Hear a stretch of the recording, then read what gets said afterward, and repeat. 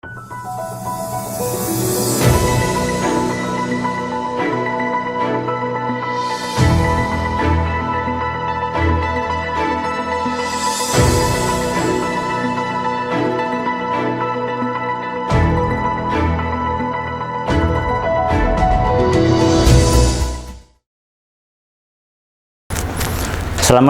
warahmatullahi wabarakatuh. Salam sejahtera bagi para pendamping desa.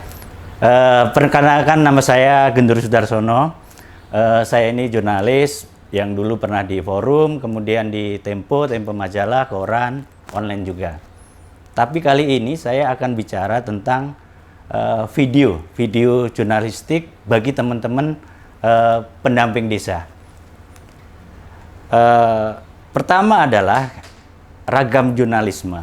Selama ini ada jurnalisme profesional seperti saya, artinya bertahun-tahun di dunia itu punya standar, punya kode etik dan sebagainya.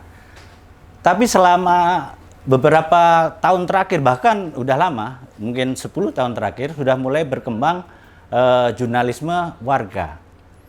Jurnalisme warga yang dibikin oleh semua orang, siapapun boleh bikin berita, boleh bikin tulisan, bikin video juga di media sosial, dan mereka lebih longgar sebetulnya dibanding jurnalisme profesional.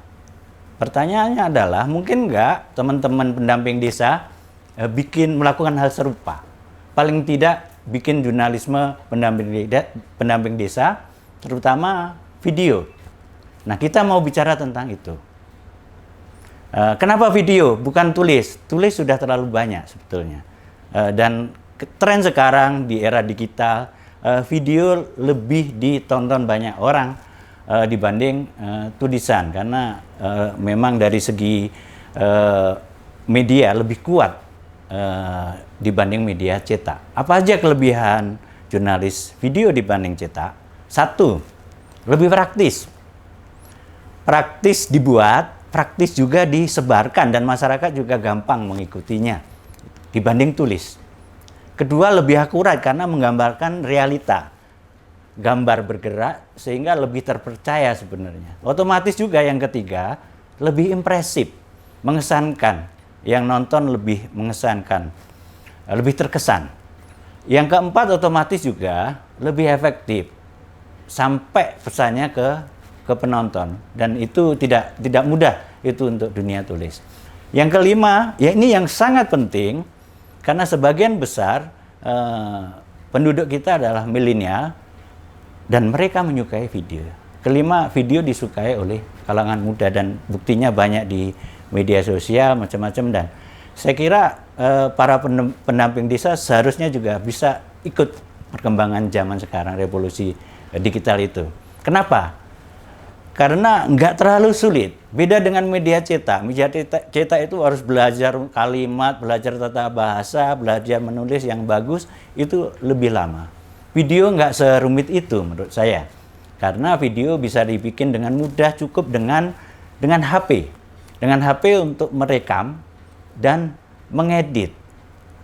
Kamera di HP Android sekarang umumnya udah bagus. Kemudian juga aplikasi untuk editing banyak sekali di Android, tinggal pilih saja itu.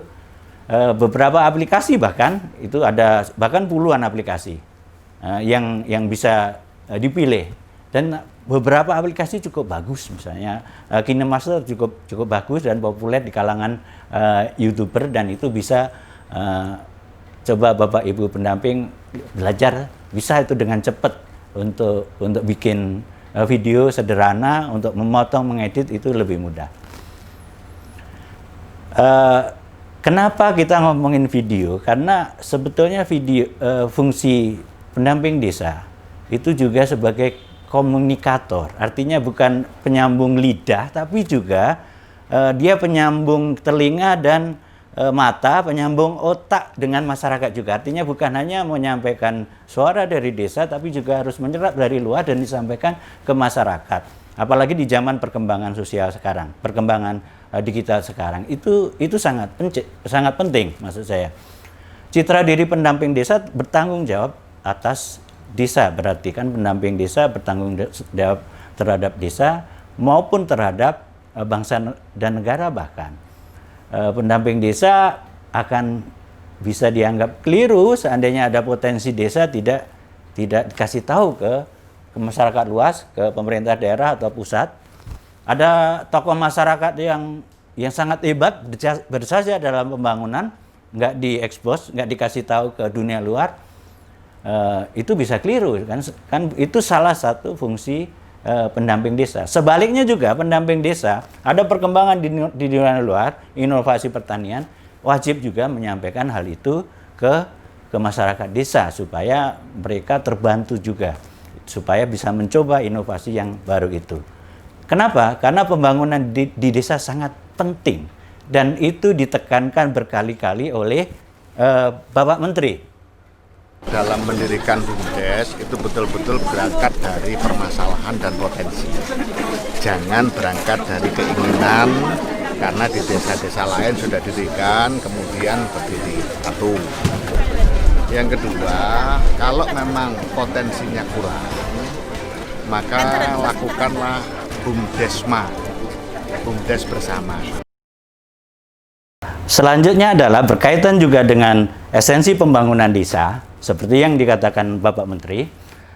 Seharusnya video pendamping desa nanti mengandung elemen-elemen yang penting. Di antaranya adalah yang pertama, video itu harus inspiratif. Seperti yang saya singgung tadi, ada tokoh desa yang sangat hebat, bisa menginspirasi masyarakat desa itu. Seandainya dibikin video, mungkin dia akan menginspirasi seluruh bangsa Indonesia. Nah, itu penting ditonjolkan. Kedua, bersifat edukatif, artinya memberi pembelajaran.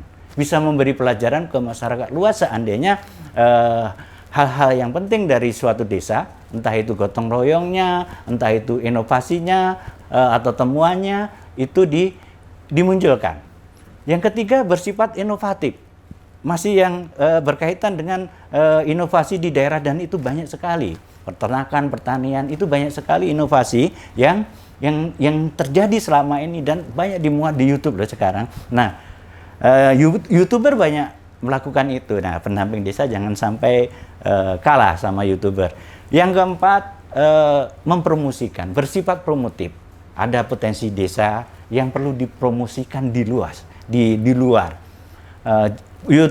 Para pendamping desa jangan sampai kalah juga. Sekarang malam minggu misalnya ada orang angkringan di Ngawi yang siaran langsung streaming. Bayangin, streaming seorang tukang angkringan, streaming sama ada lagu-lagu dangdut kayak gitu, bikin streaming dan itu menarik. Nah, pendamping desa nggak harus bikin streaming, tapi streaming mungkin perlu kalau ada event di desa ya, biar ditonton masyarakat luas. Tapi yang penting video hal-hal yang bisa mempromosikan desa. Dan yang kelima adalah bersifat informatif. Yang inspiratif misalnya, kalau ada tokoh desa yang berjasa, yang bisa menggerakkan masyarakat, seharusnya itu disebarluaskan ke masyarakat yang lebih luas supaya orang lain tahu bahwa prestasi beliau ini. Kemudian bersikap edukatif, memberi pembelajaran bagi masyarakat. Kemudian yang ketiga adalah bersifat inovasi. Inovasi temuan banyak sekali di desa biasanya. Ada peternakan, ada perikanan dan sebagainya. Itu banyak sekali dan sekarang banyak dibikin oleh para YouTuber dan pendamping desa seharusnya bisa juga melakukan hal itu. Juga tentang video-video yang bersifat promotif, wisata desa atau daerah itu banyak sekali dan itu peluang bagi para pendamping desa untuk mempromosikan dan otomatis desa-desa para penduduk desa akan senang. Kemudian sekalipun bersikap informatif seperti yang kelima, itu pun sebenarnya sangat menarik, penting juga. Informasi tentang sosial, ekonomi, keadaan penduduk, perkembangan, kemajuan di desa. Kalau dituangkan dengan angka, apalagi dikasih konteks misalnya pemandangan yang bagus, situasi yang desa itu akan selalu ditonton oleh banyak orang. Selanjutnya adalah kita akan memberi contoh 3 video supaya ini para pendamping desa lebih semangat. Supaya contoh aja, ini bukan video yang harusnya dibikin, tapi saya akan mengasih tahu bahwa video seperti ini saja ini ditonton banyak orang. Contohnya Kuda Super yang dari Purworejo, Jawa Tengah. Ini sangat menarik, 16 juta kali ditonton di YouTube. Dan ini kan mungkin karnaval ya video ini. Ini video ini karnaval, rutin atau enggak saya nggak tahu, tapi ini menarik mungkin karena perempuan yang di atas kudanya, kemudian kudanya juga ada atraksinya. Bagi orang kayak saya biasa aja, waktu kecil suka melihat seperti ini, tapi mungkin kalangan muda sekarang belum pernah, dan itu daya tariknya mungkin di situ. Nah, yang ketiga adalah, nah ini lebih unik lagi, bonggol pisang yang ditanam terbalik. Katanya ini bisa bikin buahnya lebih bagus, lebih banyak.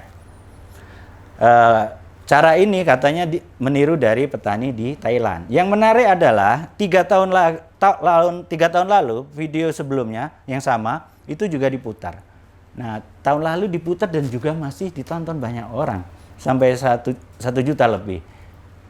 Itu yang menarik. Bagi saya ini sesuatu yang menyenangkan juga, karena berarti para petani kita sudah terbiasa untuk baca tutorial di media sosial. Kemudian juga video yang ketiga tentang hampir sama sebenarnya, tentang teknik menetaskan ikan lele. Ini juga ditonton 1 juta lebih. Mungkin memang video-video seperti ini berguna bagi petani gitu, karena mereka ini ada inovasi, mereka belum tahu. Jadi sebetulnya ini peluang besar di era digital, karena orang cukup belajar dari YouTube yang dulu mungkin belajar dari nenek moyang bertahun-tahun untuk melakukan kegiatan pertanian. Sekarang orang dengan mudah ngikutin di YouTube. Dan pendamping desa harus bisa membaca peluang ini sebetulnya. Oke, selanjutnya kita mau bahas tentang penyebab kenapa ada video yang populer dan tidak di media sosial. Mungkin sebagian penasaran, mungkin pernah mencoba tapi penontonnya nggak terlalu banyak. Beberapa hal yang bisa membuat video populer, antara lain pertama dipromosikan. Yang kedua, mungkin penggemarnya sudah banyak di kanalnya. Dan yang ketiga, isinya. Nah, yang pertama dan kedua, mungkin usul saya ke Kementerian Desa, mungkin seandainya para pendamping desa banyak bikin video, mungkin lebih baik dikumpulkan menjadi satu kanal, mungkin kanal di kementerian, itu kemungkinan dibaca oleh lebih banyak penonton akan semakin besar, ketimbang kalau bikin video 1-2 dibikin memuat kanal sendiri. Kecuali para pendamping desa rutin mau bikin banyak video, itu nggak apa-apa. Itu video serupa, tapi harus serupa kalau bisa, supaya lebih gampang YouTube-nya mendeteksi. Kemudian kita akan lebih banyak bicara tentang konten dulu, karena teknis pemuatan, promosi macam-macam bisa kita pikirkan nanti. Tapi yang penting adalah konten. Nah, soal konten, kita mau bahas tentang dasar jurnalistik dulu, yaitu 5W1H. Siapa, apa, kapan, di mana, mengapa, dan bagaimana. Ini sebenarnya elemen standar di jurnalistik, media cetak, semuanya memakai ini, media elektronik juga. Tapi yang penting kami ingatkan ke teman-teman pendamping desa, yang paling penting adalah tentu saja peristiwanya ada, tapi biasanya kadang suka lupa kapan kejadiannya dan di mana. Nah, itu wajib ada, entah itu bisa di narasi atau di teks. Syukur elemen jurnalistik yang lain juga muncul, itu nggak masalah juga. Misalnya kenapa kejadian itu menjadi jelas, terjadi, kenapa peristiwa itu terjadi menjadi jelas, kemudian bagaimananya juga jelas. Itu akan lebih penting lagi. Selain elemen jurnalistik, kita juga akan bahas tentang nilai berita. Ini universal juga, di seluruh dunia juga sama. Nilai beritanya seperti ini. Kenapa kita bahas? Masih relevan juga dengan jurnalistik video, paling nggak sebagian. Beberapa nilai berita yang selama ini dianut para jurnalis, yaitu pertama magnitude. Magnitude itu besaran peristiwa. Kalau bencana alam atau gempa itu jumlah korbannya berapa, itu besarannya berapa. Termasuk dari pertimbangan ini kita bikin berita atau enggak. Kedua, penting atau berguna. Kemudian yang ketiga adalah ketenaran tokoh. Kalau tokohnya menteri gitu misalnya, pasti bobot beritanya lain. Menarik atau unik. Kemudian pertama kali enggak peristiwa ini, atau sudah sering. Kalau pertama kali pasti menarik. Kemudian aktualitas tentu, peristiwa yang baru itu pasti jadi pertimbangan. Kemudian kedekatan dengan kita. Tapi sekarang ini juga agak relatif. Artinya peristiwa di negara lain karena zaman digital sekarang kadang ditonton juga. Itu relatifnya kedekatan. Kemudian yang 8, tren. Apa yang menjadi tren sekarang? Itu biasanya juga layak sebagai bahan berita. Tapi yang penting bukan itu. Yang penting adalah dari nilai-nilai ini adalah salah satu hal yang perlu diingatkan adalah nilai berguna dan penting, kemudian dan menarik atau unik. Paling dua itu aja yang perlu dipegang menurut saya untuk video jurnalistik. Kenapa? Penting dan berguna gampang, sudah dirumuskan dalam isi video tadi yang edukatif, inspiratif, promotif dan sebagainya. Itu berguna dan pentingnya. Tapi kadang lupa para pendamping desa itu kelemahannya di situ. Gimana mengemas video itu supaya menjadi unik dan menarik. Elemen itu yang nilai berita itu yang kadang lupa sehingga akhirnya sudah bikin capek-capek tapi kurang ditonton. Misinya terlalu besar tapi lupa bahwa penonton itu kadang juga butuh hal yang menarik. Nah, itu untuk video itu, materi menariknya itu penting. Nah, misinya nanti bisa dimasukkan juga ke dalam otomatis. Nah, itu sebetulnya yang perlu dipikirkan ketika membuat video. Kita bisa belajar dari para YouTuber macam-macam gimana bikin konten yang unik dan menarik. Nah, tantangannya bagi pendamping desa adalah gimana membuat berita semenarik mereka tapi misinya masuk. Gitu. Kira-kira itu. Nah, itu nggak gampang. Nah, tapi nanti kita coba ya selanjutnya apa yang perlu diperhatikan supaya itu bisa diwujudkan kira-kira.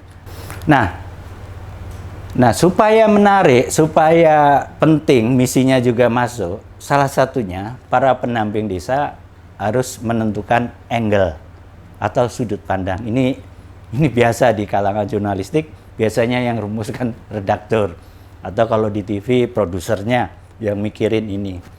Apa itu angle atau sudut pandang? Itu sisi yang perlu ditonjolkan yang mana dari suatu peristiwa. Contohnya begini. Di suatu desa Anda mungkin gitu, ada kemajuan ekonomi, sosial ekonomi. Nah, di situ banyak faktor, banyak hal yang perlu dilihat. Mungkin ada dana desa karena faktor itu, ada gotong royong, desa yang kuat, ada tokoh masyarakat yang sangat berperan, ada kepala desa yang sangat aktif dan berperan besar, ada inovasi desa, ada temuan desa itu yang membuat desa itu ada kemajuan. Anda mau milih angle yang mana? Nah, Anda harus jelas. Kalau semuanya nggak jelas, artinya ngambang. Dan apa yang menyebabkan desa itu maju, akhirnya nggak jelas. Kalau memang ada tokoh desa situ yang benar-benar berperan besar, tampilkan itu lewat tokoh itu, jangan ragu-ragu karena faktornya itulah yang mendorong. Misalnya kayak gitu. Kalau ada kemajuan atau inovasi yang besar, temuan yang membuat kemajuan desa itu, tonjolkan inovasinya itu dan jelas apa bedanya dengan inovasi atau teknik pertanian di desa lain atau masyarakat lain. Nah, itu pasti akan menarik kalau kita pintar mengemas angle-nya. Selanjutnya kita untuk informasi saja supaya para pendamping desa lebih semangat. Ini sengaja saya tampilkan di sini karena untuk wawasan aja, karena yang populer di YouTube. Pasti urutan pertama TV, kontennya banyak mereka. hiburan banyak, musik banyak, kemudian berita juga banyak mereka. Kemudian urutan kedua pasti artis sama musik. Itu biasanya begitu, deretan yang populer. Tapi jangan lupa di luar itu, di bawah itu, dan bahkan termasuk deretan yang lumayan, ranking atas, ada banyak sekali sekarang tren tutorial. Tutorial di segala bidang. Di pertanian, di peternakan, bahkan di semua, di dunia teknik juga banyak sekali tutorial. Hal yang sepele, yang menurut kita nggak masuk akal, tapi mungkin ya teman-teman anak-anak milenial sekarang, kaum muda, semua larinya ke YouTube. Artinya konten apapun yang pengen tahu apapun. Saya pun akhirnya juga lari ke YouTube. Misalnya saya belajar, benar-benar saya belajar sendiri, misalnya aplikasi ngedit video pakai HP. Saya cari sendiri dan belajar 1 minggu bisa. Nggak nyampe 1 minggu lah itu. Karena memang lebih simpel. Kemudian kita mencari tahu apa saja itu lewat tutorial itu lebih gampang. Saya di rumah benerin AC, benerin sendiri lewat tutorial. Makanya jangan heran jika tutorial saling membagi ilmu di media sosial, di YouTube sekarang terjadi fenomena ini, dan ini sebenarnya menguntungkan, bisa membawa kemajuan masyarakat, termasuk masyarakat desa. Nah, di tengah perkembangan ini seharusnya para pendamping desa masuk ke sini juga. Artinya apa kemajuan di desa dibawa keluar, tapi sebaliknya juga para pendamping desa bisa menjadi pintu masuk dunia di luar, teknologi pertanian macam-macam disampaikan ke masyarakat desa. Itu pentingnya media sosial di zaman sekarang. Ini contohnya, ya ini unik ya, sapi macam-macam cuma gini doang gitu. Nah ini sebenarnya berbau promosi juga kanal ini, artinya dia mempromosikan produksi sapi dia, tapi juga ditonton banyak orang karena ya jarang sih sapi dinaikin. Tapi zaman saya dulu kecil ya banyak orang naik sapi sama kerbau itu ya biasa gitu. Nah sekarang mungkin zaman sekarang ya nggak terlalu biasa. Atau anak-anak milenial ini aneh. Apapun lah, tapi menarik gitu. Selanjutnya kita akan bicara tentang kode etik. Kode etik ini sebetulnya untuk jurnalis profesional, tapi mungkin teman-teman pendamping desa perlu juga paham. Paling tidak, pertama misalnya, kita tidak bisa beretikat buruk dalam membuat video. Misalnya sengaja ini supaya begini begitu, itu tidak boleh. Etikat buruk itu tidak boleh. Kemudian kita beropini juga tidak boleh, menghakimin, apalagi dengan praduga tak bersalah, itu tidak boleh. Kemudian ini yang paling fatal, yang pantangan, kita tidak boleh membuat video yang bohong, memfitnah, bersifat sadis dan cabul. Misalnya ada peristiwa, nggak ada peristiwa, kita bikin video seolah-olah peristiwa itu terjadi. Itu kesalahan yang paling fatal dan tidak boleh itu. Kemudian juga yang paling penting juga, kita tidak boleh menyiarkan hal-hal yang mengundang prasangka buruk berdasarkan sara, suku, ras, agama, dan antar golongan. Tidak boleh, apalagi sampai memicu permusuhan, mengundang kontroversi tentang sara. Itu juga pantangan dan tidak boleh. Tapi yang lebih penting juga, jangan lupa juga bahwa kita tidak boleh merendahkan orang miskin, orang cacat, orang lemah. Itu tidak boleh. Nah itu kan kadang lupa kita bahwa itu cacat jiwa juga nggak boleh. Dianggap unik kita memvideokan orang yang misalnya ya jiwanya terganggu. Lah itu bahaya kan gitu. Itu perlu diperhatikan oleh para pendamping desa. Apakah pendamping desa terikat dengan kode etik? Tidak terikat karena bukan wartawan profesional, tapi apa? Terikat dalam aturan hukum. Masalahnya apalah? Masalahnya adalah aturan kode etik sama aturan hukum hampir sama. Di KUHP juga ada tentang ancaman penghinaan dan pencemaran nama baik. Jadi seperti warga negara biasa, kalau melakukan penghinaan, melakukan pencemaran nama baik, akan terancam kitab undang-undang hukum pidana. Dan itu sudah sering terjadi juga di media sosial. Dan makanya para pendamping desa perlu juga memahami hal itu supaya tidak keliru. Tapi gini, sepanjang para pendamping desa tunduk pada misi yang tadi, video yang edukatif, yang inspiratif, promotif. Jangan khawatir tentang ini, pasti tidak akan melenceng ke sini. Juga tidak akan melanggar undang-undang ITE. ITE mengatur semua juga seperti yang dibilang kode etik tadi, dan ini sanksi hukumnya ada. Soal melanggar kesusilaan, penghinaan, pencemaran nama baik juga ada di ITE. Kemudian soal berita bohong juga ada di ITE. Kemudian yang sara, bermuatan sara yang bisa mengundang permusuhan, itu juga ada sanksinya di situ. Jadi persis seperti warga negara biasa. Itu yang rambu-rambu itulah yang perlu diperhatikan. Seperti yang saya bilang tadi, asal setia pada komitmen atau isi video para pendamping desa yang pertama tadi, itu tidak akan melanggar. Kira-kira itu. Selanjutnya kita akan bahas ini, siapa tahu ada beberapa para pendamping desa yang belum tahu, tapi biasanya anak-anak muda biasanya udah hafal mereka aplikasi-aplikasi yang biasa dipakai para YouTuber. Itu misalnya Viva Video, misalnya InShot, misalnya Adobe Premiere, Power Director, KineMaster, mereka udah biasa pakai itu. Mereka biasa pakai itu, terserah mau milih yang mana, bisa yang paling mudah mana, macam-macam. Ini kita tampilkan saja video review dari teman YouTuber ini yang kira-kira mereview 5 aplikasi ini. Supaya Bapak Ibu tertarik yang mana, silakan nanti kalau yang belum punya download, dan yang penting lagi mencobanya. Itu kira-kira. Nah, silakan kita tampilkan saja sini. Kita ikutin.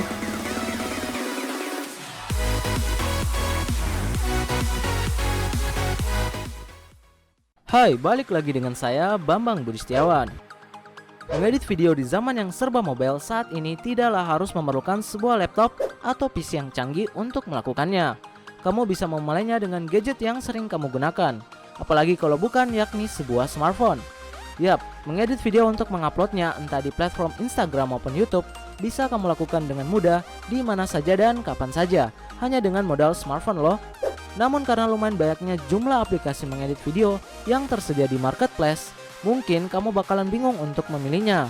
Oleh karena itu, di video kali ini kita bakalan membahas 5 aplikasi edit video terbaik di smartphone untuk Android. Namun sebelum ke videonya, jangan lupa untuk klik subscribe dulu di bawah dan nyalakan notifikasinya agar tahu updatean terbaru dari channel ini. So, mari kita langsung ke aplikasi yang pertama.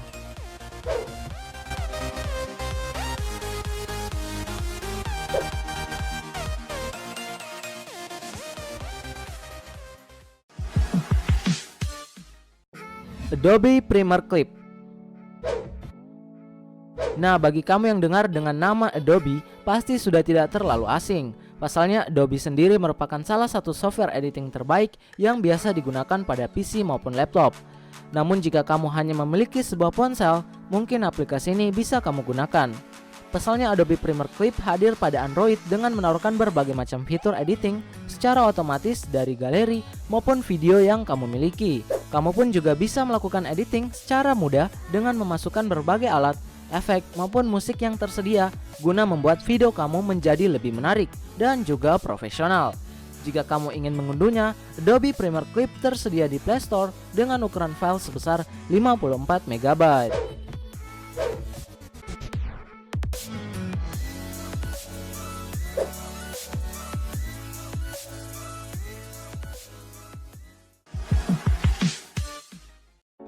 Filmorago. Kalau aplikasi yang satu ini merupakan sebuah aplikasi yang dikembangkan oleh pihak Wondershare, di mana aplikasinya sendiri sudah teruji secara lintas platform, entah di PC maupun secara mobile. Selain itu, kamu juga bisa melakukan editing secara dasar dengan rasio 1:1 untuk diupload ke Instagram ataupun kamu yang pengen upload ke YouTube juga. Pihak Wondershare sudah menambahkan rasio 16:9 di Filmorago untuk keperluan editing video YouTube.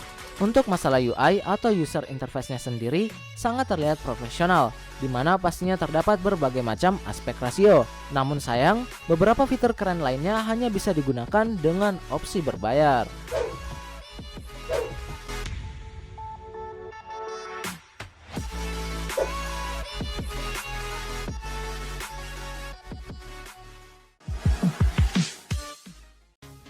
KineMaster. Kalau aplikasi ini pasti udah banyak banget yang gunain buat editing video, khususnya di sebuah smartphone. KineMaster sendiri merupakan sebuah aplikasi editing video yang memiliki fitur cukup lengkap untuk kamu gunakan. Walaupun hanya menggunakan sebuah smartphone, aplikasi ini sudah menyediakan berbagai macam efek-efek keren yang bisa kamu aplikasikan ke video untuk diedit. Salah satu efek yang umum digunakan dan tersedia di aplikasi ini adalah chroma key. Melalui efek ini, kamu bisa menggunakan green screen untuk diaplikasikan ke video, layaknya para YouTuber khususnya YouTuber gaming.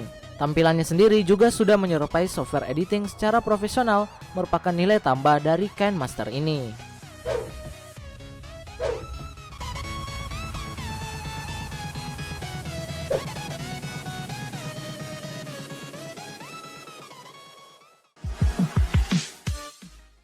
Quik. Nah, kalau kamu suka aplikasi editing video yang terlihat lebih praktis, mungkin bisa mencoba aplikasi yang satu ini. Quik merupakan salah satu aplikasi editing video terbaik di mana menyediakan 22 style video yang bisa kamu pilih untuk diaplikasikan ke videomu tersebut. Tak hanya itu saja, kamu juga bisa menambahkan teks dengan berbagai macam font yang disediakan untuk membuat videomu menjadi lebih menarik. Berbagai macam filter juga disediakan oleh aplikasi Quik yang bisa kamu pilih. Di aplikasi ini pula juga terdapat 80 lagu gratis yang bisa kamu gunakan sebagai background di videomu.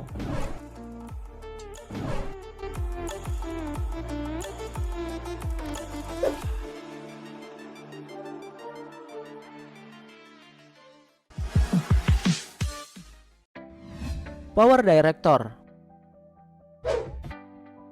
Kalau aplikasi ini terlihat profesional banget dari tampilan user interface-nya yang sudah mencerminkannya. Untuk UI-nya sendiri terdapat juga fitur editing dengan konsep timeline. Selain itu, kamu juga bisa menambahkan efek video, stiker, bahkan timeline audio sekalipun. Karena punya berbagai macam fitur yang terbilang profesional, aplikasi ini juga sanggup untuk mengedit video dengan resolusi 4K, di mana hanya menggunakan sebuah smartphone. Jika kamu seorang vlogger maupun YouTuber pemula, boleh banget mencoba aplikasi ini untuk mengedit video di mana saja dan kapan saja. Oke, itu tadi 5 aplikasi yang hasil review teman kita YouTuber. Selanjutnya kita tampilkan juga satu aplikasi yang kira-kira yang saya udah menggunakan, namanya KineMaster, dan ini mudah. Tutorialnya kita tampilkan juga di sini supaya siapa yang belum nonton bisa paling nggak cuplikannya nanti yang tertarik bisa download sendiri, teman-teman bisa nyoba, dan ini mudah. Tapi mungkin saya ingatkan kalau bisa sih RAM-nya HP-nya cukup ya. Mungkin kalau bisa lebih dari 2 GB bagus itu. Itu supaya lebih lancar. Tapi kalaupun enggak, caranya adalah videonya bisa kita rendahkan atau kita potong supaya waktu ngedit supaya nggak terlalu panjang. Nanti baru kita sambung. Itu akan ngakalin supaya tetap lancar kita ngeditnya. Itu caranya. Tapi toh video pendamping desa paling antara 5 sampai 10 menit lah, itu udah panjang. Yang penting kan dari durasi seperti itu, asal masalahnya atau liputannya bagus, itu pasti ditonton, bukan panjangnya. Panjang kalau membosankan juga malah ditinggalkan. Yang penting dalam durasi yang pendek, tapi kita juga bisa menampilkan sesuatu yang berguna, menarik bagi masyarakat luas. Itu yang paling penting. Dan saya kira para pendamping desa mampu melakukan itu karena nggak terlalu sulit. Nah, silakan teman-teman pendamping desa mencobanya, karena semakin banyak informasi tentang desa yang kita sebarkan ke masyarakat luas, inovasi tentang desa yang kita sebarkan ke tingkat nasional, bahkan potensi desa itu akan bisa mendorong kemajuan masyarakat desa. Jadi di sini silahkan kalian masukkan saja videonya berdasarkan urutan video yang pengen kalian edit. Sebagai contoh di sini saya pengennya dimulai dari video jam ya. Jadi kita klik. Terus selanjutnya misalkan videonya adalah kucing, dan nanti silakan kalian masukkan aja sesuai urutan video kalian. Nah, kalau sudah nanti silakan kalian checklist aja. Jadi kira-kira tampilannya seperti ini. Nah, kalau misalkan ada video yang ketinggalan misalkan ya, sebagai contoh di antara video telur dan roti ini saya pengen masukkan sebuah video. Caranya nanti silakan kalian klik aja media kembali. Terus silakan kalian cari videonya. Sebagai contoh, misalkan saya pengen masukkan video coaching gitu. Terus di bagian akhirnya juga pengen saya tambahkan video lagi. Jadi kira-kira seperti itu untuk proses memasukkan video. Oke, selanjutnya di sini saya akan contohkan gimana caranya untuk memotong video gitu ya. Karena di sini kan untuk durasinya bermacam-macam, ada yang kepanjangan, ada yang pas gitu. Oke, sebagai contoh kita mulai dari yang video pertama dulu. Nah, jadi di sini sebagai contoh untuk video pertama saya pengen mulainya dari bagian sini. Jadi kan nanti untuk bagian kirinya itu akan kita buang gitu ya. Nah, caranya gimana? Caranya kalian klik aja di bagian timeline videonya. Terus nanti kalian masuk ke icon gunting ini. Nah, setelah itu di sini kalian bisa pilih pangkas ke kiri, itu fungsinya untuk membuang seluruh bagian yang di bagian kiri. Terus misalnya saya pengen videonya sampai sini aja, jadi untuk bagian kanannya akan saya buang. Jadi kita pilih pangkas ke kanan. Nah, seperti itu. Begitu juga untuk video selanjutnya.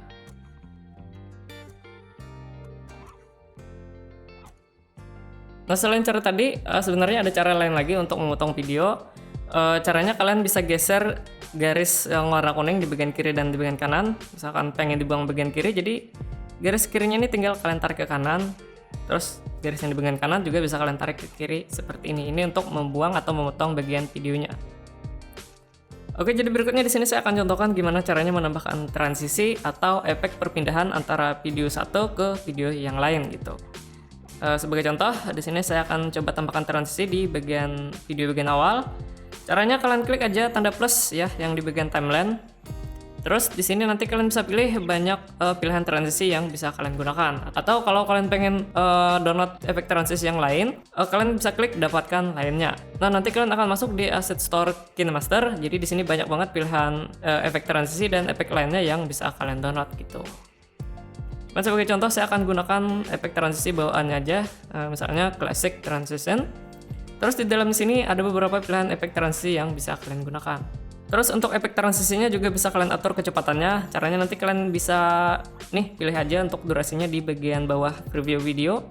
Nah, kalau sudah kalian bisa checklist aja.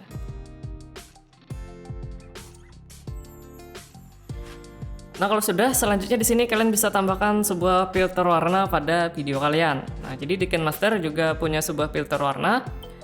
Caranya gampang banget, kalian cukup klik di bagian video yang pengen kalian tambahkan sebuah filter warna. Misalnya video yang pertama, kalian klik di bagian timelinenya. Terus nanti di bagian menu, di sini kalian geser dan pilih filter warna seperti itu. Jadi di sini ada banyak filter warna yang bisa kalian gunakan. Jadi silahkan kalian sesuaikan aja dengan video kalian. Nah, kalau sudah nanti silahkan kalian checklist aja atau kalian bisa pilih terapkan ke semua. Nih, terapkan ke semua. Nah, kalau kalian pilih terapkan ke semua, maka nanti ke seluruh video kalian itu akan memiliki filter warna yang sama seperti itu.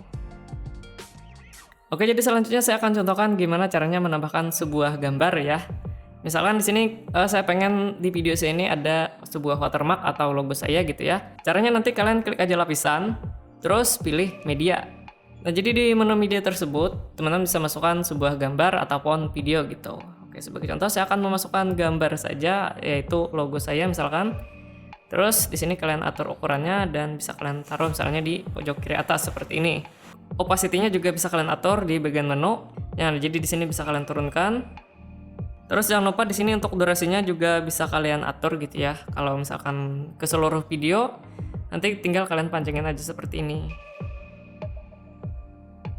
Berikutnya di sini saya akan contohkan gimana caranya menambahkan sebuah tulisan. Nah, sebagai contoh, misalnya untuk tulisannya saya pengen munculnya di bagian akhir sini aja. Jadi caranya kalian klik lapisan, terus pilih teks. Berikutnya kalian bisa ganti jenis font dari tulisan tersebut. Caranya kalian klik icon AA.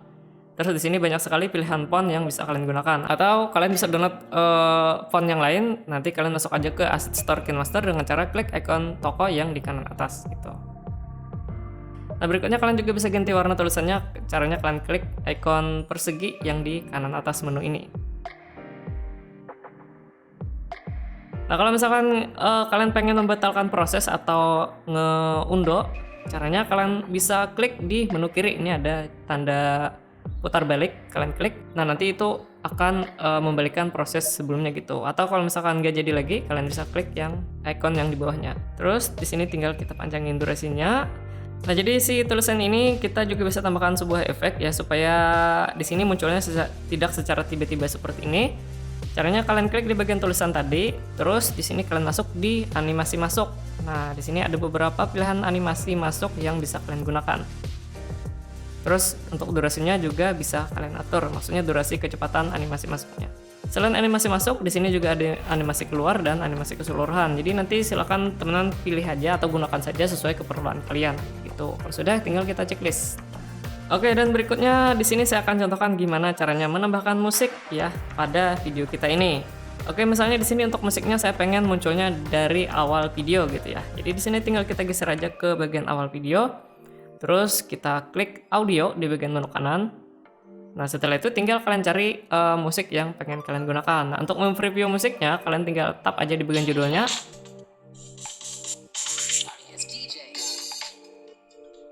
Nah, kalau misalkan kalian sudah punya musik yang cocok, nanti kalian tinggal klik tanda plus di samping kanan judul tersebut.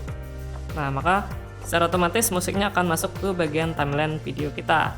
Nah, si musik ini juga bisa kalian potong, nanti misalnya kalian pengen ngambil di bagian mana, atau misalnya mungkin musiknya kepanjangan, nanti silahkan kalian potong aja. Nanti caranya di menu kanan ini kalian bisa masuk di bagian pangkas, terus misalnya saya pengen buang di bagian kanan, jadi kita pilih pangkas ke kanan, seperti itu. Atau kalau misalkan musiknya kegedean ya, maksudnya kekencengan, kalian bisa turunin volumenya. Caranya nanti silahkan kalian masuk di icon speaker nih, ada icon speaker, kalian klik. Nah, di sini kalian bisa atur volume dari musiknya, seperti itu. Nah, kalau sudah selesai, jadi yang terakhir di sini tinggal kita simpan aja hasil editan kita ini menjadi sebuah file video. Caranya gimana? Caranya kalian klik aja ikon panah ke atas yang berada di pojok kanan atas ini, kalian klik. Nah, selanjutnya di sini kalian pilih, kalian atur resolusi video yang pengen kalian simpan. Misalnya saya pengen menyimpan hasil videonya itu di 1080p, terus untuk fps-nya di 30 fps cukup. Nah, terus untuk di bagian bawah, di sini kalian bisa atur untuk kualitas video tersebut. Nah, jadi di sini kalau semakin tinggi, maka kualitas videonya juga akan semakin lebih bagus gitu. Cuman nanti pastinya untuk ukuran videonya juga semakin besar. Nah, cuman kalau saya biasanya cukup diatur di 10 mbps aja, udah cukup gitu. Kalau sudah, tinggal kalian klik export. Oke, jadi nanti hasilnya akan kira-kira seperti ini.